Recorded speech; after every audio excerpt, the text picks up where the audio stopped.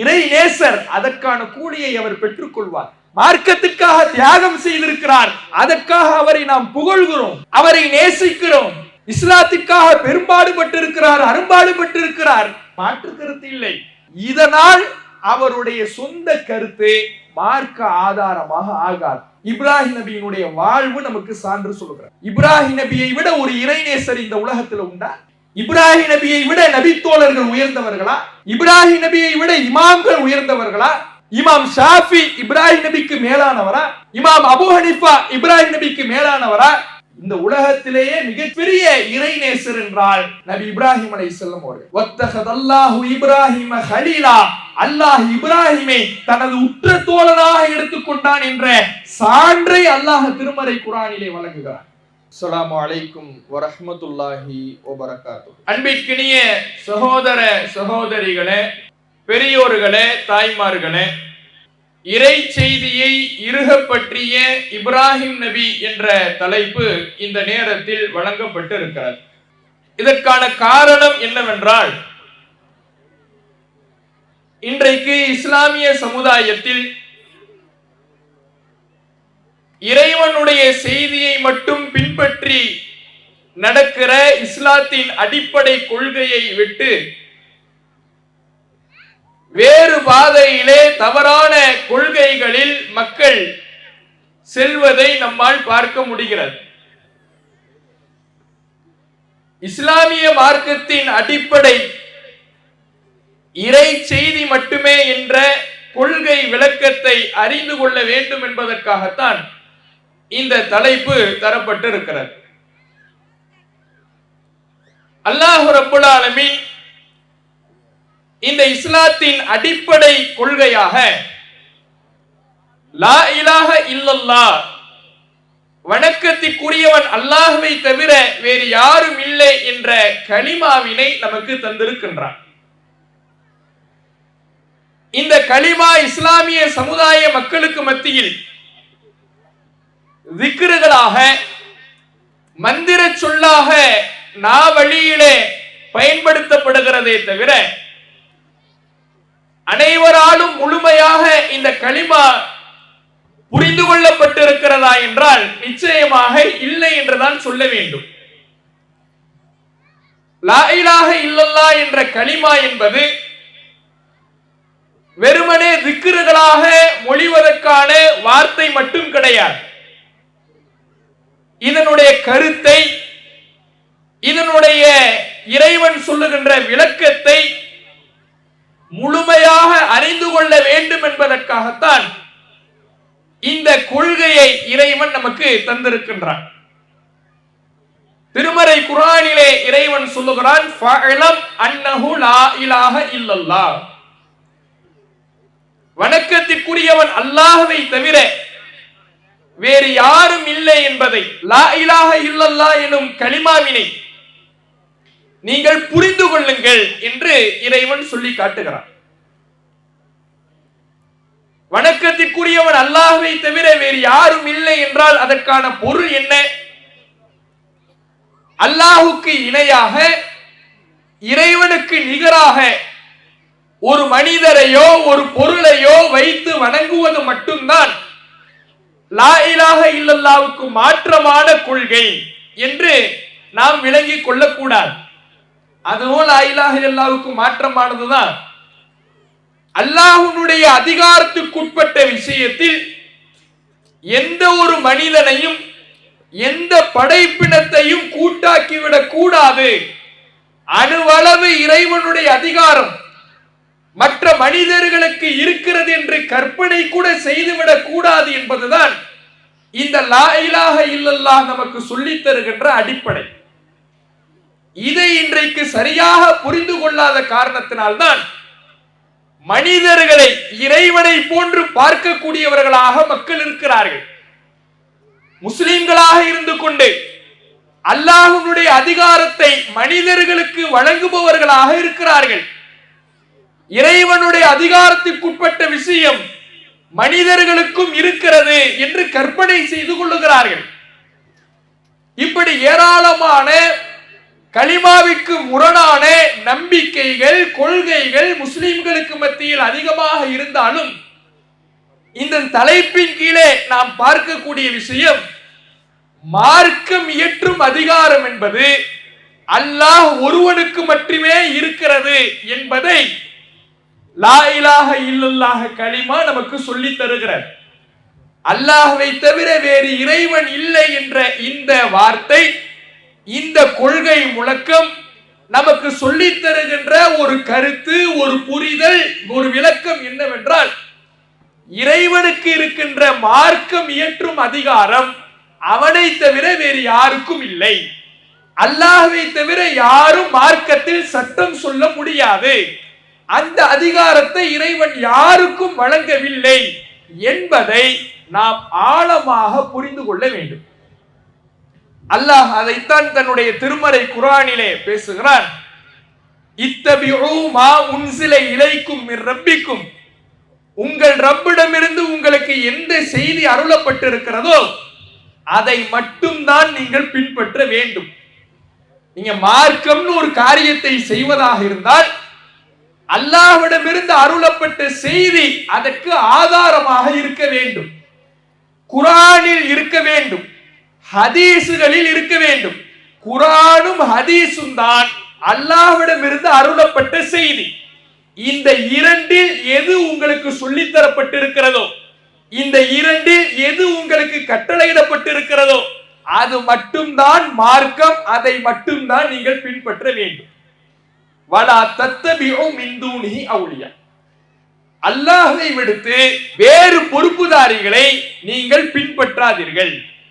மார்க்கத்துக்கு பொறுப்பாளன் அல்லாஹ் ஒருவன் தான் என்று இருக்கின்ற பொழுது, மார்க்கத்துக்கு பொறுப்பாளன் அல்லாஹ்வை தவிர வேறு யாரும் இல்லை என்கின்ற பொழுது, இந்த இஸ்லாத்துக்கு சொந்தக்காரர் அல்லாஹ் தான் என்று நீங்கள் நம்பி இருக்கின்ற பொழுது, இந்த இஸ்லாத்தில் இருக்கின்ற விஷயமாக ஒன்றை நீங்கள் பின்பற்றுவதாக இருந்தால், இந்த மார்க்கத்துக்கு சொந்தக்காரன் அல்லாஹ் எதை சொன்னாலோ அதை மட்டும் பின்பற்று. மற்றவர்கள் சொன்னதை நீங்கள் பின்பற்றுகிறீர்கள் என்றால், அல்லாஹ் சொல்லாததை மற்ற மனிதர்கள் சொல்லும் பொழுது அதையும் மார்க்க ஆதாரமாக எடுத்துக் கொள்கிறீர்கள் என்றால் அதற்கான பொருள் என்ன தெரியுமா? மார்க்கத்துக்கு பொறுப்பாளன், மார்க்கத்துக்கு சொந்தக்காரன் அல்லாஹ் மட்டும் இல்லை, நான் யாரையெல்லாம் பின்பற்றுகிறேனோ அந்த மனிதரும் தான் என்று நீங்கள் நம்புவதாக அர்த்தம். அப்படி வேறு பொறுப்புதாரிகளை நீங்கள் எடுத்துக்கொள்ளாதீர்கள். மார்க்கத்துக்கு வேறு பொறுப்பாளன் கிடையாது. அலா லில்லாஹி தீனுல் ஹாலிஸ், அறிந்து கொள்ளுங்கள், இந்த தூய மார்க்கம் அல்லாஹுக்கு மட்டுமே சொந்தமானது. இந்த மார்க்கத்துக்கு சொந்தக்காரன் அல்லாஹ்வை தவிர வேறு யாரும் இல்லை. அவன்தான் இந்த மார்க்கத்துக்கான உரிமையாளன். மார்க்கத்துக்கு உரிமையாளன் எவனோ அந்த இறைவன் தான் இந்த மார்க்கத்தில் எது நன்மை என்று சொல்ல முடியும், இந்த மார்க்கத்தில் எது தீமை என்று சொல்ல முடியும், எது கட்டாயம் என்று சொல்ல முடியும், எது சுன்னத் என்று சொல்ல முடியும், எதை செய்வது நன்மை எதை செய்வது தீமை என்று சொல்ல முடியும், ஒன்றை ஹலால் என்றும் ஹராம் என்றும் சொல்ல முடியும். இந்த அதிகாரம் அனைத்துமே இந்த மார்க்கத்துக்கு சொந்தக்காரனுடைய கையில் தான் இருக்கிறதை தவிர எந்த மனிதருக்கும் இதை நான் வழங்கவில்லை என்று இறைவன் சொல்கிறார். இந்த நம்பிக்கை இன்றைக்கு இஸ்லாமிய சமுதாயத்தில் இருக்கிறதா? அல்லாஹ்வை தவிர வேறு இறைவன் இல்லை என்று லா இலாஹ இல்லல்லாஹ் என்கின்ற கலிமாவினை முழங்குகிற நாம், அல்லாஹ்வை தவிர வேறு வணங்குவதற்கு தகுதியானவன் எந்த மனிதனும் இல்லை என்று புரிந்திருக்கின்ற நாம், அதை கலிமாவாக, விக்ருகளாக, லா இலாஹ இல்லல்லாஹ் என்று ஒரு நாளைக்கு பல முறை சொல்லுகின்ற நாம், அந்த அல்லாஹ்வுடைய அதிகாரம், மார்க்கம் ஏற்றுகின்ற அதிகாரம் வேறு எந்த மனிதருக்கும் இல்லை என்பதை இந்த இஸ்லாமிய சமுதாயம் புரிந்திருக்கிறதா?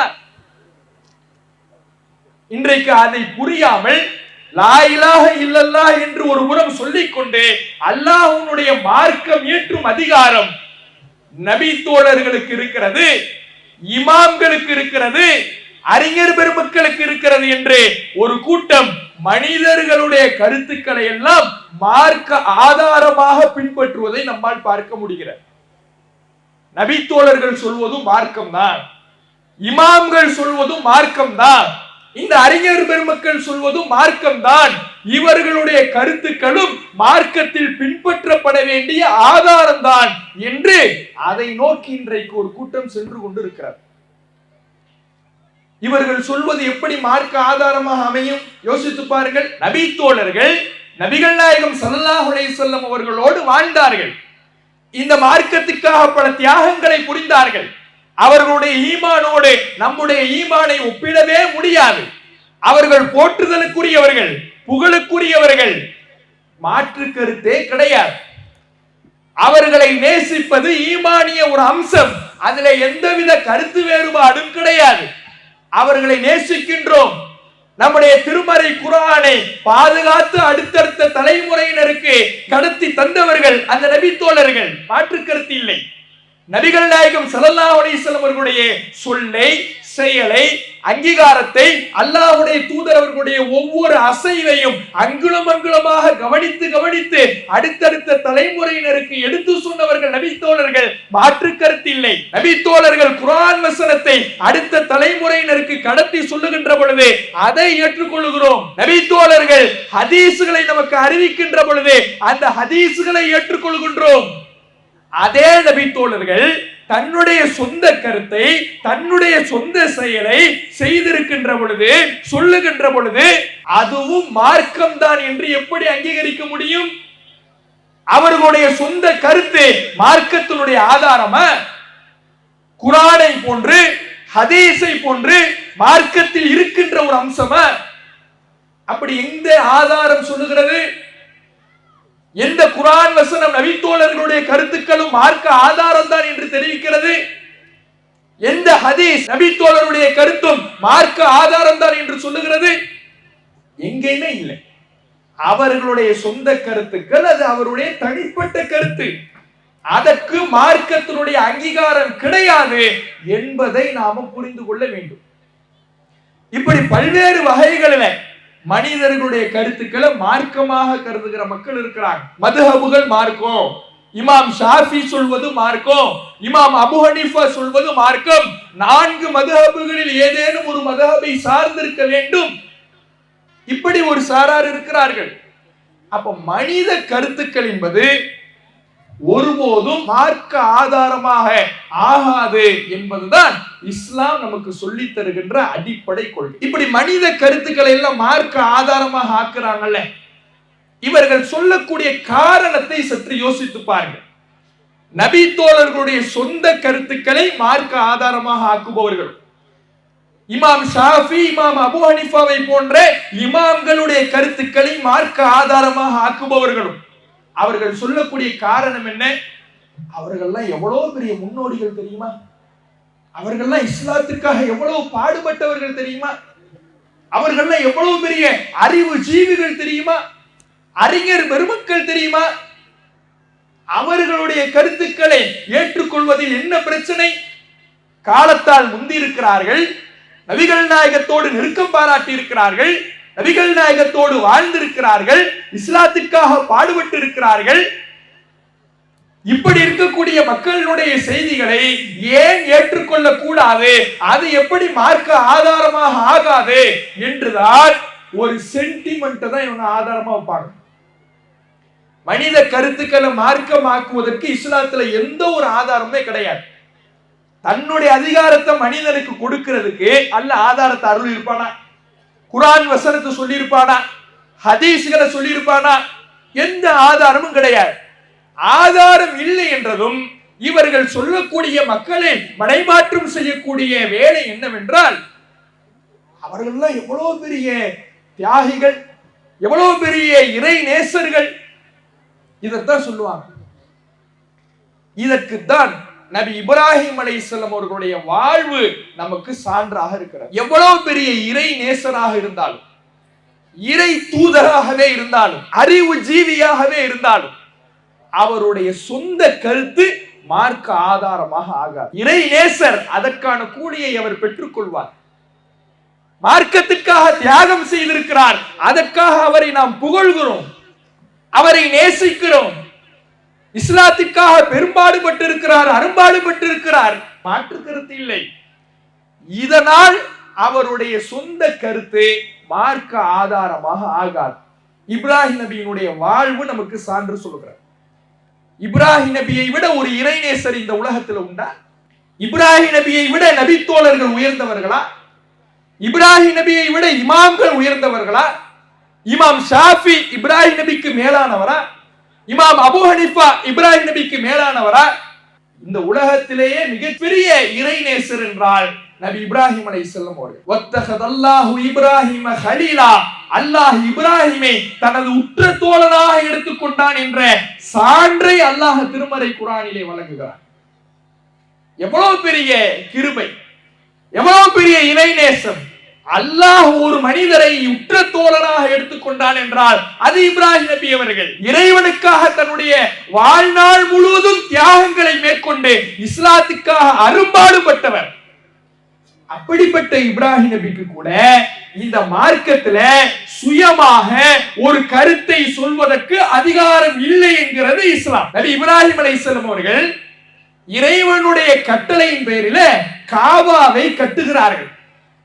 எல்லோருக்கும் தெரியும். இப்ராஹிம் நபிக்கு இறைவன் கட்டளை போடுகிறான். தன்னுடைய மகன் இஸ்மாயில் அலைஹிஸ்ஸலாம் அவர்களோடு சேர்ந்து காபாவை கட்டி அமைக்கிறார்.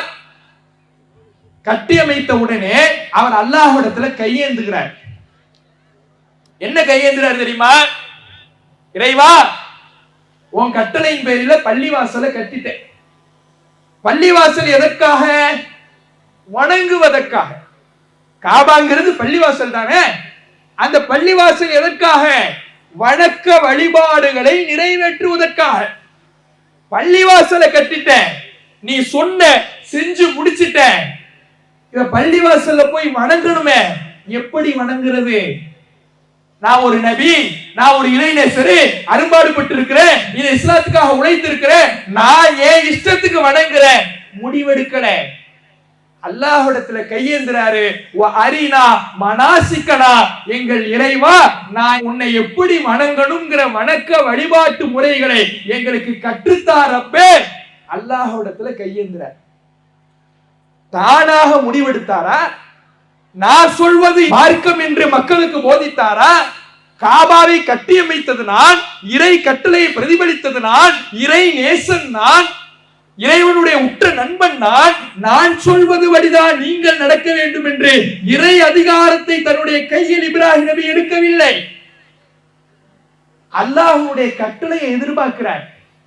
இறைவா, பள்ளிவாசலை கட்டிட்டேன், இந்த மார்க்கத்தில் நான் உன்னை வணங்கணுமே, இந்த பள்ளிவாசல்ல வணக்க வழிபாடு செய்யணுமே, எப்படி வணங்குறது?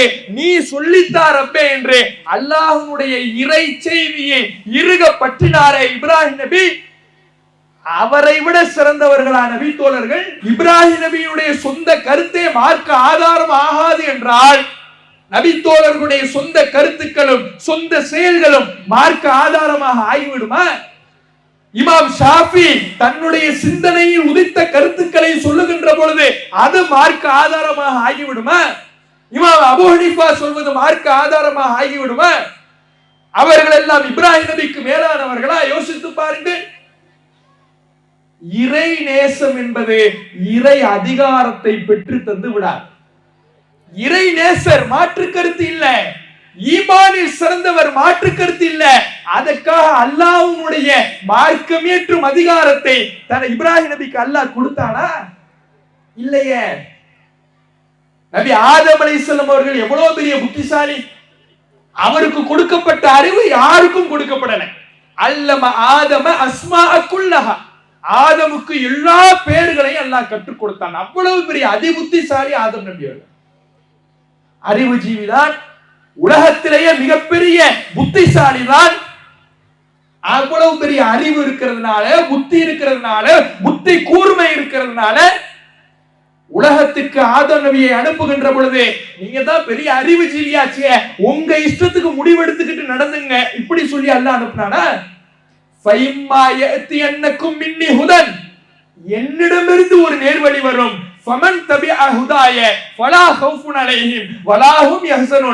என் நேர்வழியை யார் பின்பற்றுகிறாரோ அவர்தான் மறுமையில் அச்சமின்றி கவலையின்றி இருப்பார் என்று அல்லாஹ் குர்ஆனிலே சொல்கிறார். அறிவு ஜீவியாக இருக்கின்ற உலகத்தின் அதிபுத்திசாலியாக இருக்கின்ற ஆதம் நபியாக இருந்தாலும் கூட உலகத்துக்கு வரும் பொழுது அல்லாஹ்வுடைய கட்டளையை தான் எதிர்பார்க்கணும்.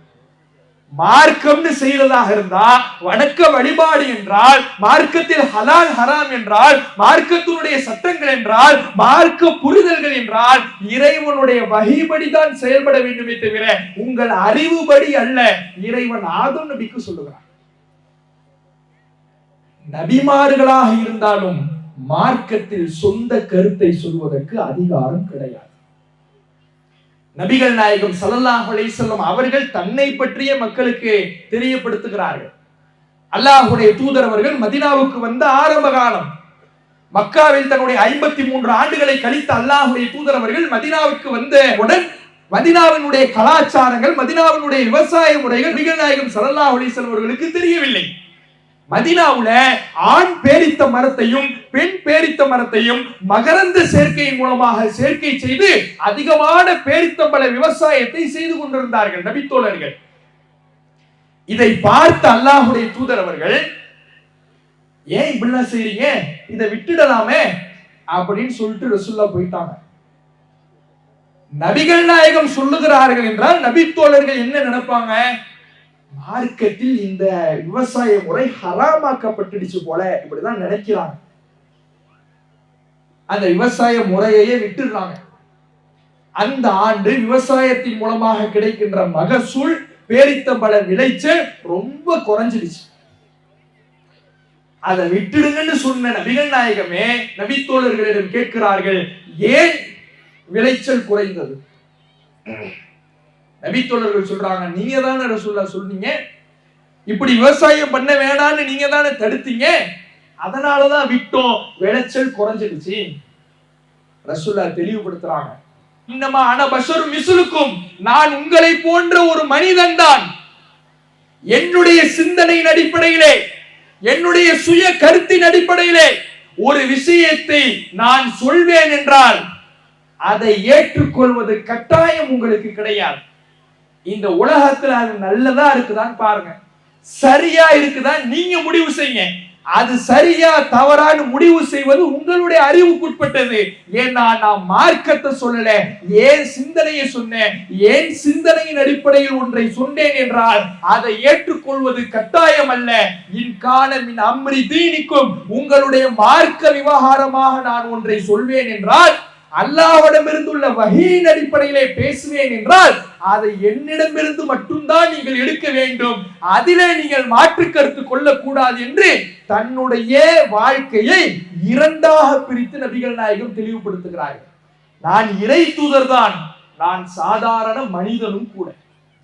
இறை தூதர் என்கின்ற அடிப்படையிலே இறைவனிடமிருந்து பெற்ற செய்திகளை சொல்லும் பொழுது அதில் மாற்று கருத்து தெரிவிக்காமல் ஏற்றுக்கொள்ள வேண்டும்.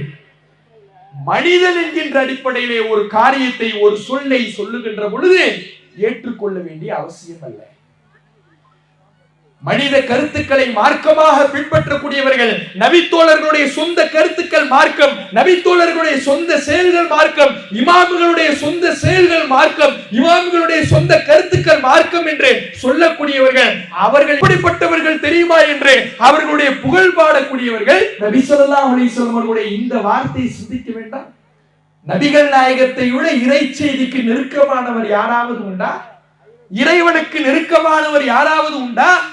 இறை செய்தியை நேரடியாக பெற்ற அல்லாஹ்வுடைய தூதர் அவர்களே, நான் என் சொந்த கருத்துல சொன்னா அதை ஏத்துக்கணும்னு அவசியம் இல்லைங்கிறாங்கன்னா, இறை செய்திக்கு எந்த சம்பந்தமும் இல்லாத நபித்தோழர்களுடைய சொந்த கருத்து எப்படி மார்க்கமாகும்? இமாம்களுடைய சொந்த கருத்து எப்படி மார்க்கமாகும்? மதுஹப் எப்படி மார்க்கமாகும்? இமாம் ஷாஃபி எப்படி மார்க்கமாவாரு? இமாம் அபூ ஹனீஃபா எப்படி மார்க்க ஆதாரமாவாரு? யோசித்து பாருங்கள். இதுல வேடிக்கை என்னவென்றால், 4 மதுஹபுகளில் ஏதேனும் ஒன்றை சார்ந்திருந்தால் தான் நீ முஸ்லீம் என்று பிரச்சாரம் 80களிலே 90களிலே தலைவிரித்து ஆடிக்கொண்டிருந்த பொழுது அதை வழிகேடு என்று பிரச்சாரம் செய்தவர்கள், அது இஸ்லாத்தின் அடிப்படைக்கு முரணானது என்று பிரச்சாரம் செய்தவர்கள், நீ ஷாஃபி நீ ஹனஃபி என்று பிரிந்து கிடப்பது இஸ்லாத்தின் அடிப்படை கொள்கைக்கு முரணானது, தூதுத்துவ கொள்கையை மறுக்கக்கூடிய செயல்.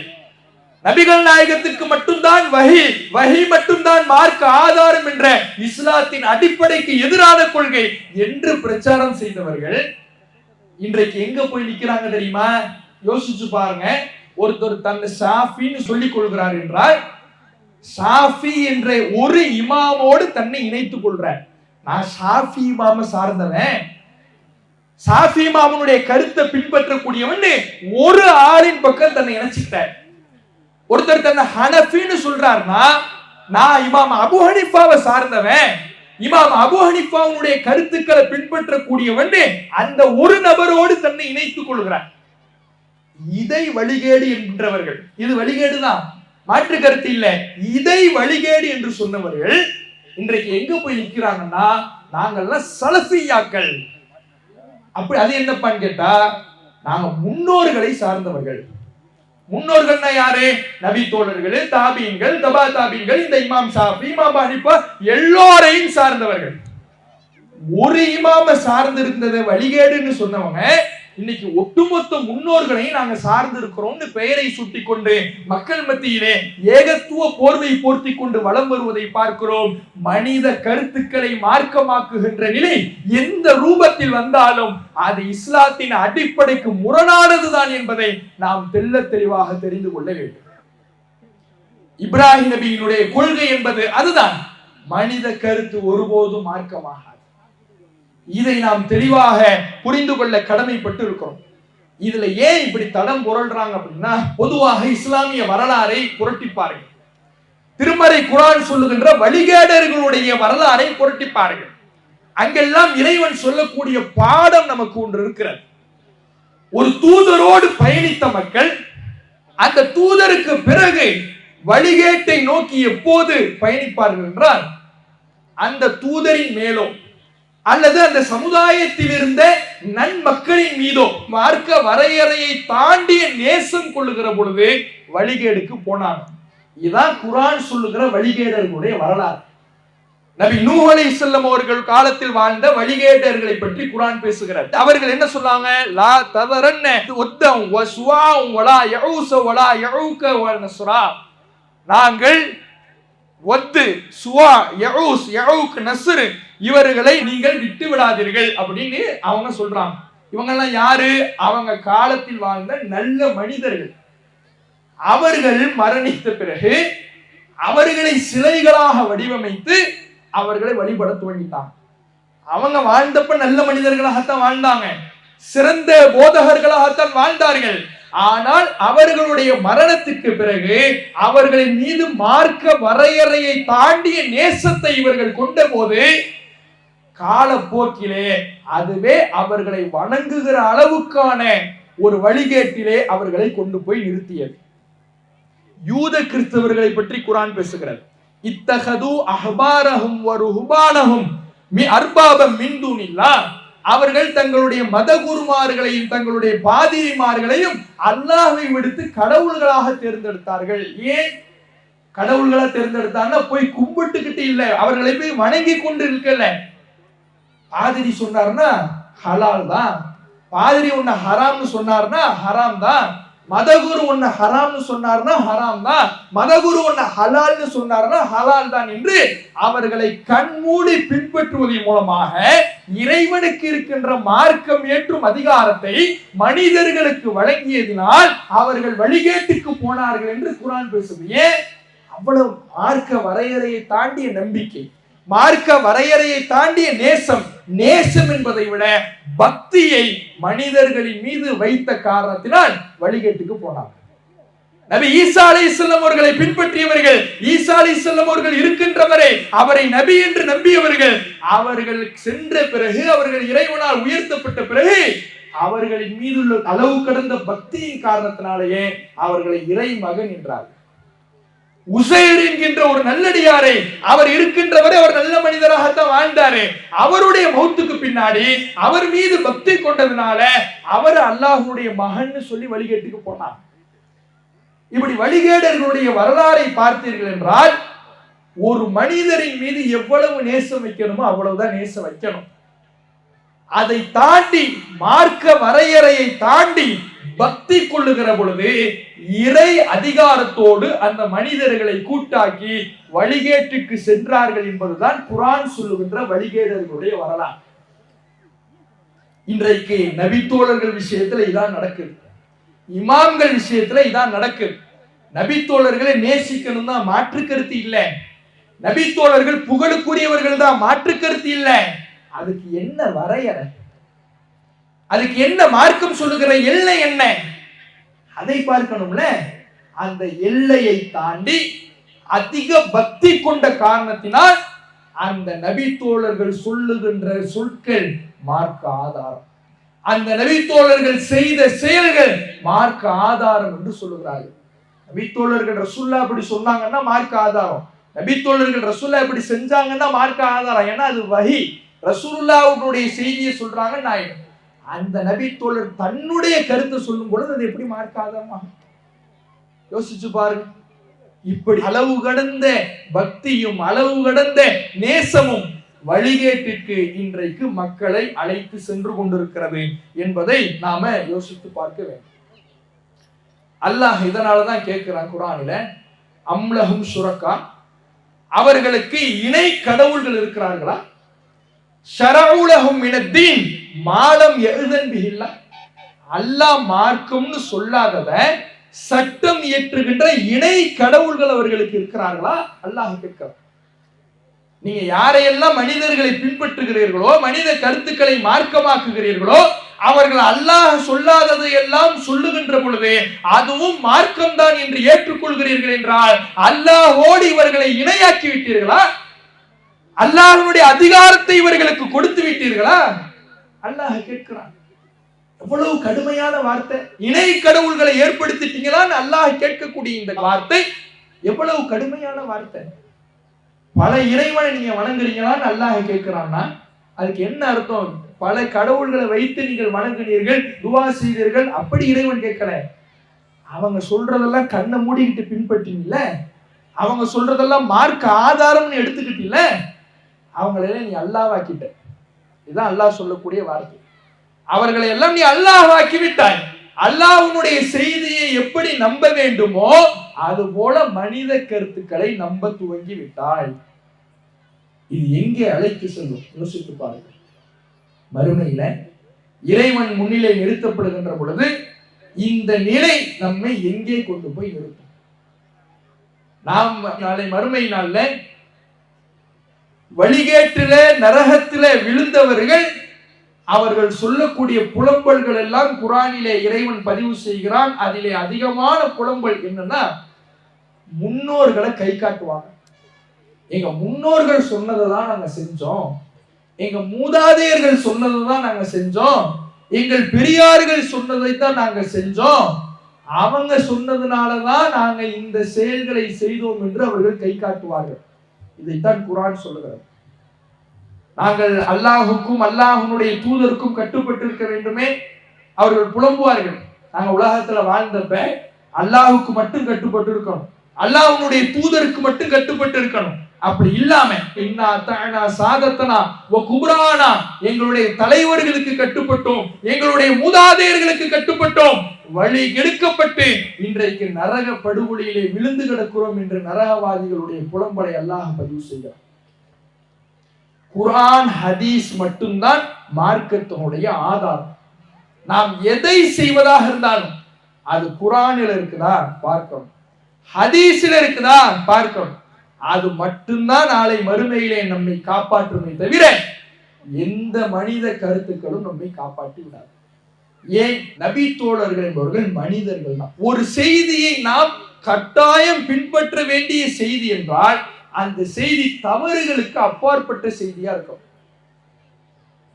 தவறுகளுக்கு அப்பாற்பட்ட செய்தி என்பது அல்லாஹ்விடமிருந்து அருளப்பட்ட செய்தி மட்டும்தான் தவறுகளுக்கு அப்பாற்பட்ட செய்தி.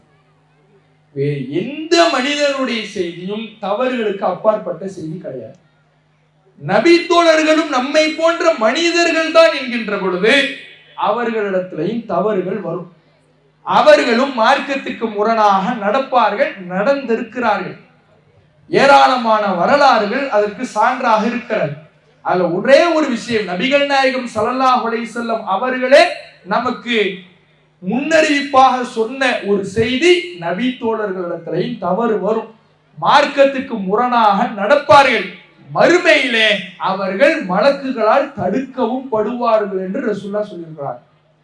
அல்லாஹ்வுடைய தூதர் அவர்கள் மறுமை நாள்ல கௌசர் தடாகத்திலே நின்று மக்களுக்கு நீர் புகட்டி கொண்டிருக்கின்ற பொழுது சில மக்கள் மலக்குமார்களால் தடுக்கப்படுவார்கள்.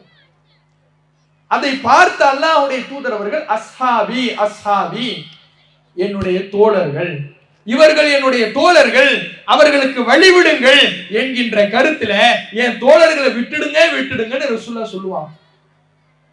இப்ப மலக்குமார்கள் சொல்லுவாங்க, இன்னக லா தத்ரி மா அஹதசு பஅதக், நீங்க மௌத்தான பிறகு, நீங்க இருக்கிற வரை சரியாக இருந்தாங்க, நீங்க மௌத்தான பிறகு மார்க்கத்தில் இல்லாததை இவர்கள் மார்க்கம் என்று எப்படியெல்லாம் புதிதாக உருவாக்கினார்கள் என்பது உங்களுக்கு தெரியாது.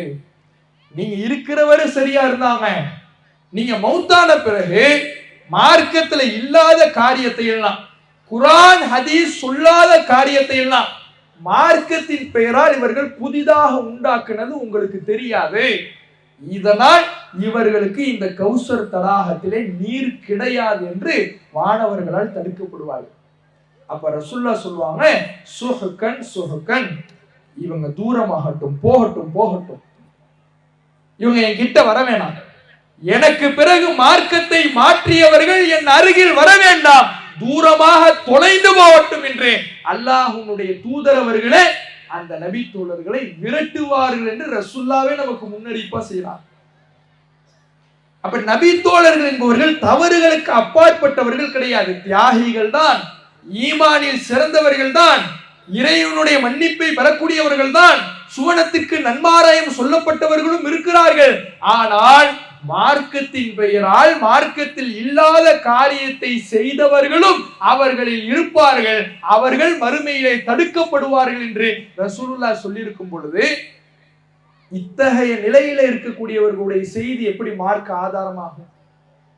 இந்த நபித்தோழர்கள் யாரு நமக்கு தெரியுமா? எந்தெந்த நபித்தோழர் மறுமையில தடுக்கப்படுவாரு, யாரெல்லாம் மார்க்கத்தின் பெயரால் இல்லாததை செஞ்சிருக்கிறாரு, யாரெல்லாம் அல்லாஹ்விடத்தில் நஷ்டத்தை சந்திப்பாரு, யாருக்கு தெரியும்? பெயர் பட்டியலை வாசிக்க முடியுமா? ஒண்ணும் முடியாது. அப்ப நபி தோழர்கள் என்பவர்கள் நம்மை போன்ற மனிதர்கள் தான் என்கின்ற பொழுது அவர்களிடத்தில் தவறுகளும் வரும், அவர்களும் மார்க்கத்திற்கு புறம்பாக நடப்பார்கள் என்கின்ற பொழுது அவர்களுடைய செய்தி ஒருபோதும் மார்க்க ஆதாரமாக ஆகாது. மார்க்க ஆதாரம் என்பது தவறுகளுக்கு அப்பாற்பட்ட மார்க்கத்துக்கு உரிமையாளரான அல்லாஹ்விடமிருந்து வந்த செய்தி மட்டும்தான். அப்ப இதுதான் இஸ்லாத்தினுடைய அடிப்படை. இந்த அடிப்படையை இன்றைக்கு சரியாக புரியாததன் விளைவாகத்தான் இறை செய்திக்கு மாற்றமாக மனித கருத்துக்களை மார்க்கமாக பின்பற்றி கொண்டு இன்றைக்கு சிலர் செல்வதை நம்மால் பார்க்க முடிகிறது. இவ்வளவும் நம்ம சொன்னோம்ல, இப்படி சொல்லும் பொழுது இது இஸ்லாத்தின் அடிப்படையை சொல்லி இருக்கிறோம், ஒவ்வொன்றுக்கும் ஆதாரத்தை முன்வைத்திருக்கிறோம். நபி தோழர்களிடத்திலும் தவறுகள் வரும் என்பதை எடுத்துரைத்திருக்கிறோம். தவறுகள் இருக்கக்கூடிய செய்தி மார்க்க ஆதாரம் ஆகாது என்பதை சொல்லியிருக்கிறோம். இதையெல்லாம் சொல்லும் பொழுது ஆதாரபூர்வமாக பதிலளிக்க முடியாதவர்கள் என்ன சொல்லுவாங்க தெரியுமா? இவங்க நபி தோழர்களை திட்டுறாங்க அப்படிம்பாங்க. நம்ம நபி தோழர்களை திட்டுனோமா? இங்க எங்கேயாவது நபி தோழர்களை சபிச்சோமா? நபி தோழர்களை வெறுக்கின்ற வகையில ஏதாவது பேசணுமா? எதுவுமே இல்லை.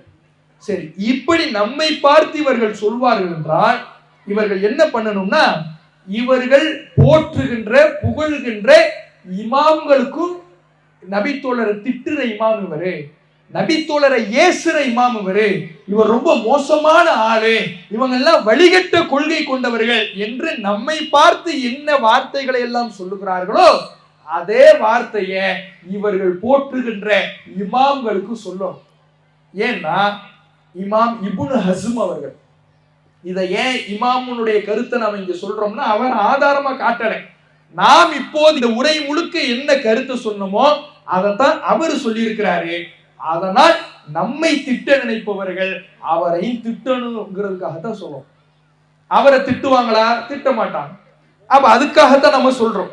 அப்ப என்ன இமாம் இப்னு ஹஸ்ம் தன்னுடைய இஹ்காம் அப்படிங்கிற ஒரு நூல்ல அவர் சொல்லக்கூடியதை கவனிங்க.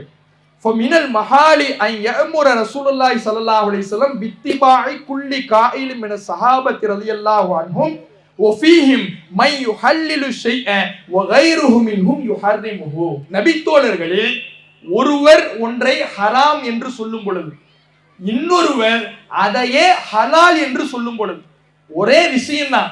ஒரு நபித்தோழர் என்ன பண்ணுவார்னா அது ஹலாலும் பார், இன்னொரு நபித்தோழர் என்ன பண்ணுவார்னா அது ஹராம் பார். இப்படி நபித்தோழர்களை மாறுபட்டு கருத்து வேறுபாட்டோடு பேசியிருக்கும் பொழுது அவர்களை பின்பற்ற வேண்டும் என்று ரசூலுல்லாஹ் எப்படி கட்டளை போட்டிருப்பாங்க? நபித்தோழர்களை பின்பற்றணும் அப்படின்னா ரசூலுல்லாஹ் நமக்கு சொல்லி இருக்கணும். ரசூலுல்லாஹ் எப்படி சொல்லுவாங்க? நபி தோழர்களே ஒருத்தவர் ஒன்னு ஹலாலுங்கிறார், அதே விஷயத்தை இன்னொருத்தவர் ஹராம்ங்கிறார். இப்படி உள்ளவங்களை ரசூலுல்லாஹ் எப்படி பின்பற்ற சொல்லுவாங்க? சொல்லிட்டு அவர் சொல்றாரு, வலவுக்கான தாலிக்க ஒரு பேச்சுக்கு இப்படி ரசூலுல்லாஹ் சொல்லி இருப்பாங்க, நபி தோழர்களை பின்பற்றணும் அப்படின்னு இருக்கும்னா என்னெல்லாம் செய்ய நேரிடும் தெரியுமா? லகான பைஉல் ஹம்ரி ஹலாலன் இக்திதான் பி சமுரத்து பின் ஜுந்துப். சமுரா பின் ஜுந்துப்ங்கிற நபித்தோழரை பின்பற்றுவதன் மூலமாக மதுவை விற்பனை செய்வது ஹலால்னு சொல்லணும். ஏன்னா அவர் ஹலால்னு சொன்னார். சமுரா பின் ஜுந்துப் நபித்தோழர் தான், ஆனா அவர் என்ன விளங்கி வச்சிருந்தார்னா மதுவை விற்பனை செய்வதெல்லாம் பாவம் கிடையாது. இன்னைக்கு சாதாரணமான ஒரு முஸ்லீம் கூட சொல்வாரு மது ஹராம் தான், விற்பனை செய்யறது ஹராம் தான். ஆனா சமுரா பின் ஜுந்துப் என்ன சொன்னார்னா மதுவை விற்பனை செய்வது ஹலால்னு சொன்னாரு. நபி தோழரை பின்பற்றணும்னு எடுத்தீங்கன்னா சமுரா பின் ஜுந்துப் சொல்றாரு மதுவை விற்பனை செய்வது ஹலால்னு. மது விற்பனை செய்வது ஹலால்னு முடிவெடுத்துறீங்களா? இமாம் இப்னு ஹஸ்ம் கேட்கிறார். அடுத்தது பாருங்க, வலகான அக்குலுல் புர்தி லிசாயிமி ஹலாலன் இக்திதான் பி அபி தல்ஹா. நோன்பு இருக்கும் பொழுது சாப்பிடவும் கூடாது, தண்ணி குடிக்கவும் கூடாது. பனிக்கட்டி சாப்பிடலாமா? அதுவும் தண்ணி தானே, சாப்பிடக்கூடாது. அபூ தல்ஹா ரலியல்லாஹு அன்ஹு என்ன சொல்றாருன்னா பனிக்கட்டி சாப்பிடலாங்கிறார். நபி தோழரை பின்பற்றணும்னா நீங்க எந்த முடிவெடுக்கணும்? பனிக்கட்டி சாப்பிடுறது ஹலால்னு முடிவெடுக்கணும். எடுப்பீங்களா? இமாம் இப்னு ஹஸ்ம் கேட்கிறார். இது மாதிரி பல விஷயங்களை இமாம் இப்னு ஹஸ்ம் அவர்கள் பட்டியல் போடுகிறார். நபி தோழர்கள் எடுத்த தவறான முடிவுகளை பட்டியல் போட்டுட்டு அவர் பட்டியல் போடுவதே கிட்டத்தட்ட 50-60க்கு மேற்பட்ட செய்திகளை, தவறான முடிவுகளை, நபி தோழர்கள் சொன்ன தவறான பத்துவாக்களை பட்டியல் போட்டுவிட்டு அவர் சொல்றாரு, இதுக்கு மேலேயும் நான் பட்டியல் போட்டேன்னா புக்கு இன்னும் நீளமா போகுங்கிறதுக்காக நான் குறைவா விட்டுட்டேங்கிறார். அவ்வளவு பட்டியல் போடுறாரு. பட்டியல் போட்டுட்டு அதுக்கப்புறம் சொல்றாரு இதுக்கு மேலே லிஸ்ட் இருக்குது. நபி தோழர்கள் தவறான முடிவு எடுத்த ஃபத்வாக்கள் இருக்கிறது, நபி தோழர்களை பின்பற்றுவது அவசியம் என்றால் இதையெல்லாம் நீங்கள் பின்பற்றுவீர்களா? கேட்டுட்டு சொல்றாரு இன்னும் பட்டியல் இருக்குது, அதையெல்லாம் சொன்னா புக்கு இன்னும் நீளமா போகும் அப்படின்னு சொல்லிட்டு நிறைய விஷயங்களை அவர் சொல்லுகிறார். அதுக்கு அடுத்து அவர் சொல்றாரு, ஃபகைஃப யஜூசு தக்லீது கௌமின் யக்திஊன வ யுஸீபூன. தவறாகவும் சொல்லுவாங்க, சில நேரத்துல சரியாகவும் சொல்லுவாங்கங்கிற ஒரு கூட்டத்தை குர்ஆன் ஹதீஸ கண்ண மூடி பின்பற்றுவதை போல இந்த மனிதர்களையும் இந்த நபி தோழர்களையும் பின்பற்றணும்னு சொல்வது எப்படி சரியாகும்? குர்ஆன் ஹதீஸ கண்ண மூடி பின்பற்றுறோம், ஏன்? அது அல்லாஹ்வுடைய செய்தி, அதனால பின்பற்றுறோம். அது மாதிரி இந்த மனிதர்களுடைய கருத்துக்களையும் பின்பற்றணுங்கிறது எப்படி சரியாகும்? இவங்க தவறுகளாகவும் சொல்லி இருக்கிறாங்களே, இவர்களிடத்தில் தவறும் வருமே, எப்படி சரியாகும்? அம் கைஃப யஹில்லு லி முஸ்லிமின் யத்தகில்லாஹ அன் யகூல ஃபி ஃபித்ய சாஹிப் மிஸ்ல ஹாதா. இது மாதிரி எல்லாம் மார்க்க தீர்ப்பு கொடுக்கின்ற ஒரு நபித்தோழருடைய மார்க்க தீர்ப்பு விஷயத்துல லாயுகாலு பிர்ரஇ, இது அந்த நபித்தோழரு தான் சுய கருத்தோட சொல்லியிருக்க மாட்டாரு, ரசூலுல்லாஹ்விடத்திலிருந்து கேட்டுதான் சொல்லியிருப்பாருன்னு சொல்றது எப்படி தகுதியாகும்? எப்படி சொல்ல முடியும்? இமாம் இப்னு ஹஸ்ம் கேட்கிறார். இவங்க என்ன சொல்றாங்கன்னா நபி தோழர்களை பின்பற்றக்கூடியவங்க, நபி தோழர்கள் ரசூலுல்லாஹ்வோட இருந்தவங்க தானே, அவங்களா ஒண்ணு செய்யறாங்கன்னாலும் அதுவும் ரசூலுல்லாஹ்ட்ட இருந்து தான் செஞ்சிருப்பாங்க, அதனால அவங்களை பின்பற்றது கூடுங்கிறீங்க. இவ்வளவு பெரிய தவறுகளை எல்லாம் இவங்க செய்யறாங்களே, மதுவை விற்பனை செய்யறது ஹலாலுங்கிறாங்களே, இதுல எல்லாம் நீங்க இதுவும் ரசூலுல்லாஹ்ட்ட இருந்து கேட்டுதான் இவர் சொல்லி இருப்பாருன்னு சொல்லுவீங்களா? அல்லாஹ்வை அஞ்சுற எந்த முஸ்லிமுக்கும் அது தகுதி கிடையாது அப்படிங்கிறார். சொல்லிட்டு அடுத்தது சொல்லுகிறார், வ அம்மா கௌலுஹும் இன்ன ஸஹாபத்த ரலியல்லாஹு அன்ஹும் ஷஹீதுல் வஹி. இந்த நபி தோழர்கள் எப்படிப்பட்டவங்க தெரியுமா? வஹிய கண்கூடா பார்த்தவங்க. நீங்க எல்லாம் பாத்தீங்களா? நாம ரசூலுல்லாஹ் என்ன செஞ்சாங்க என்ன சொன்னாங்கங்கறது நபி தோழர்கள் சொன்னதை கேட்டு நம்ம பின்பற்றோம். ஆனா நபி தோழர்கள் ரசூலுல்லாஹ் காலத்துல வாழ்ந்தவங்க, வஹி இறங்குவதை கண்கூடாக பார்த்தவங்க. அவங்களுக்கு தெரியாதது உங்களுக்கு தெரிஞ்சிடுமா? இப்படி கேட்கிறாங்க. இன்றைக்கு இருக்கக்கூடிய மனித கருத்துக்களை மார்க்கமாக்குபவர்களும் கேட்கிறார்கள். அதே தான் இப்னு ஹஸம் சொல்றார். இப்படி கேட்கிறாங்க, ஃபஹும் அலமு பிஹி, அவர்கள்தான் சுன்னத்தை ஹதீஸ்களை கொண்டு நன்கறிந்தவர்கள், வஹிய கண்கூடா பார்த்தவங்க, அவங்கள விட உங்களுக்கு தெரியுமான்னு கேட்கிறாங்க. ஃபஇன்னஹு யல்ஸமுஹும் அலா ஹாதா, ஆனா இந்த கருத்து எங்க அவங்கள கொண்டு போய் விடும் தெரியுமா? இப்படியே கேட்டாங்கன்னா அன்ன தாபியீன்கள் வஹியை கண்கூடாக பார்த்த நபி தோழர்களை கண்கூடாக பார்த்தவர்கள், அதனால் தாபீன்களை பின்பற்றணும். தபா தாபீன்கள் வஹியை கண்கூடாக பார்த்த நபி தோழர்களை கண்கூடாக பார்த்த தாபீன்களை கண்கூடாக பார்த்தவர்கள், அதனால் தபா தாபீன்களை பின்பற்றணும்னு ஒவ்வொரு தலைமுறையா சொல்லி சொல்லி சொல்லி சொல்லி ஃபயஜீபு தக்லீதுனா, நம்ம ஒவ்வொருவரும் நம்மளே பின்பற்றிக்குவோம். ஏன்னா நாம நமக்கு முந்தையவங்களை பார்த்திருக்கிறோம், அவங்க அவங்களுக்கு முந்தையவங்களை பார்த்திருக்கிறாங்க, அவங்க அவங்களுக்கு முந்தையவங்களை பார்த்திருக்கிறாங்க. இப்படியே போனா அந்த நபி தோழர்கள் ரசூலுல்லாஹ்வை அப்படியே கண்கூடா பார்த்திருக்கிறாங்கன்னு சொல்லி எல்லாமே நாமளே பின்பற்றணும்னு சொல்லிடுவீங்க போலயே. இது எப்படி சரியாகும் அப்படின்னு கேட்கிறார். கேட்டுட்டு அவர் சொல்லக்கூடிய வார்த்தையை கவனிங்க. ஹாதிஹி சிஃபத்து தீனி நஸாரா, இந்த கொள்கை இருக்குதுல, இது முஸ்லிம்களுடைய கொள்கை கிடையாது, இது கிறிஸ்தவர்களுடைய கொள்கை. இஃபித்திபாஹிம் அஸாகிஃபத்தஹும், தங்களுடைய மத குருமார்களை அவர்கள் பின்பற்றுவதற்கு இதைத்தான் அவங்க காரணமாவே சொன்னாங்க. இது அந்த கிறிஸ்தவர்களுடைய கொள்கை தன்மை. லைசத்து சிஃபத்த தீனினா, நம்முடைய கொள்கை தன்மை இது கிடையாது, இஸ்லாத்தின் அடிப்படை இது கிடையாது, இது கிறிஸ்தவர்களுடைய தன்மை.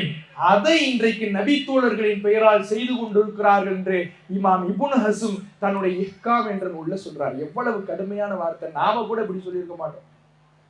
அவ்வளவு சொல்லுகிறார். நபி தோழர்களுடைய கருத்துக்களை பின்பற்றுவது கிறிஸ்தவ கொள்கைக்கு சமம் என்கிறார்.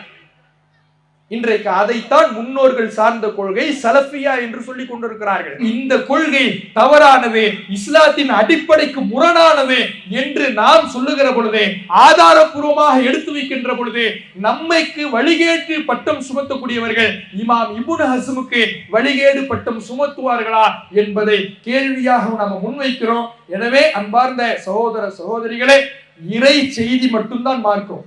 குர்ஆன் ஹதீஸ்ல என்ன இருக்குதோ அதை மட்டும் தான் பின்பற்றணும். அதை தாண்டி மூன்றாவது ஒரு அடிப்படைக்கு நாம நகர்ந்தோம்னா இஸ்லாத்தின் அடிப்படையை விட்டு நாம் நகர்ந்து சொல்கிறோம், இப்ராஹிம் நபியினுடைய கொள்கைக்கு முரணாக செல்கிறோம், நபிகள் நாயகத்தின் அடிப்படைக்கு மாற்றமாக செல்கிறோம் என்று பொருள். அந்த நிலை நம்மை நாளை மறுமையிலே நரக படுகொலையிலே தள்ளிவிடும். அல்லாஹ் நம்மை பாதுகாப்பானாக என்ற பிரார்த்தனையோடு என்னுடைய உரையை நிறைவு செய்கின்றேன். வாஹிர் தாவானா அல்ஹம்துலில்லாஹி ரப்பில் ஆலமீன். அஸ்ஸலாமு அலைக்கும் வரஹ்மத்துல்லாஹி. இஸ்லாம் மற்றும் சமுதாய செய்திகளை அறிந்து கொள்ள தமிழ்நாடு தௌஹீத் ஜமாஅத் யூடியூப் பக்கத்தை உடனடியாக சப்ஸ்கிரைப் செய்து கொள்ளுங்கள். மேலும் பெல் பட்டனையும் கிளிக் செய்து கொள்ளுங்கள்.